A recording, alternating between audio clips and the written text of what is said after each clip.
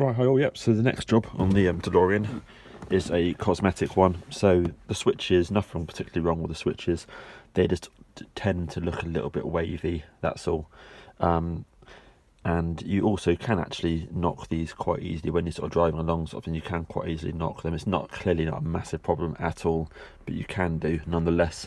So I thought, you know what, we'll invest some good money in this. And this is, I would say this is quite expensive. However, this obviously taken someone, you know, the guy a long time to design and print, and no doubt he's had to test.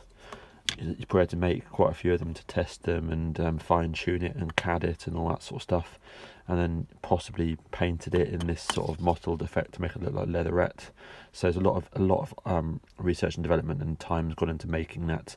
So whilst the price is relatively high for something that's 3D printed, I would say it's a very good. I would say it's a very good price because of the amount of effort that's gone into it. It looks beautiful. So all the design part there is literally, it looks almost identical to this. So it's just ready to fit. So yeah, it comes with some cable ties here. It comes with really nice comprehensive instructions, which are superb. And obviously it comes in a nice box with a 3D printed lid, which is pretty cool as well, and some orange paper just to keep it all, so you can tell the quality of the product based on all those items there. And it looks really nice. So yeah, I'm going to take out the switches now. Obviously make sure I make note of which wires go where. On the instructions it says obviously to take special attention in particular to the rear window switch, which we know has a habit of falling apart, you know, as well. Otherwise these ones here should all be fine. But yeah, I'll make a note of the wiring and get this in. In instructions as well it says some people have found it easier as well to remove the ashtray in order to get access to the wiring behind, I guess, to position things, and also maybe to put the cable ties round as well. So we'll see about that. I've got the thick stainless steel plate in there as well, which I'm guessing probably now is now redundant. So yep, I'll take that out, and if this is all good, I shall be flogging that one underneath there. Cool, okay, let me crack on. Oh yeah, part two. So it's all looking good. So had to, as per the instructions, had to ever so slightly file down just the corners here, just tiny little file just on this one here and this one here for these two larger switches. Really easy. So now they fit in perfectly. The 4 cable ties are fitted. There's one there, and there's one there and one there. That's definitely a bit of a faff to fit, but obviously what you do is you just put the thing in, put the unit in. Obviously you have to poke these back down, and then what you can do is you can put the cable tie in, and you can basically put your finger in and push it around. And then really honestly, it's so much better if you use long nose pliers like this, fine ones, or I was using tweezers, which got some long nose tweezers around here somewhere as well. I was using just hook out the wires. So hook out the cable tie much easier. And obviously once you hook it out, you still need things like, sorry about the squeaking chair. You still need these really to hold it out in place, and then the tweezers to hold the other end of the cable tie to be able to insert it. So just a little tip, because doing it with your fingers, it'll be pretty tricky unless you've got tiny little baby fingers. So yeah, so those are cool. Push it down, it says in instruction, make sure it's nice and flat, which went down easy. Tighten the cable ties, cut it. Obviously don't lean on anything like this to sort of to get any leverage obviously on the plastic. You don't want to 3D print, you don't want to damage anything.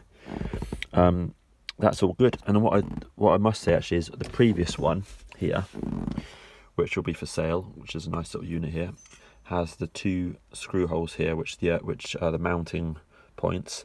Plus also I used these 2 points here for earth, because that then goes straight through to earth on the chassis for the light switch here and the light switch here. So obviously I'm not using that anymore, and I didn't want, and obviously from underneath here you can't just screw the tiny grub screw here, the tiny screw with this part here underneath it, because otherwise it'll be a bit wonky. I did sort of have a look, but basically it doesn't sit right. So that means you have to move your 2 earth wires. So what I did with mine is I just I joined up the earth wire on this switch, which was previously this, with the earth wire on this switch here, which was again previously mounted onto there. I then lengthened it, joined them up, heat shrunk it, all that sort of stuff, and lengthened it, fed it through here, And I've got a ton of wire here. So what I'm going to do is there's nowhere to mount. There's nowhere obvious to earth here.